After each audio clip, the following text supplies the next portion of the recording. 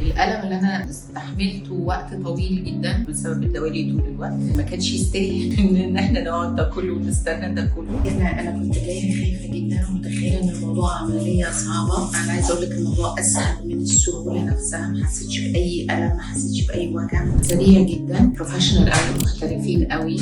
التمريض طبعا الدكتور لا غبار عليه، منتهى السلاسة اللي في الدنيا، وما فيهوش أي ألم، ما فيهوش أي حاجة تخوف نهائي خالص، بل بالعكس. يعني الألم اللي أنا استحملته وقت طويل جدا في التعامل والمتزامن معاك بسبب الدوالي طول الوقت، يعني ما كانش يستاهل الخوف إن إحنا نقعد ده كله ونستنى ده كله، لأن علاجه بسيط، أبسط مما أي حد يتخيل.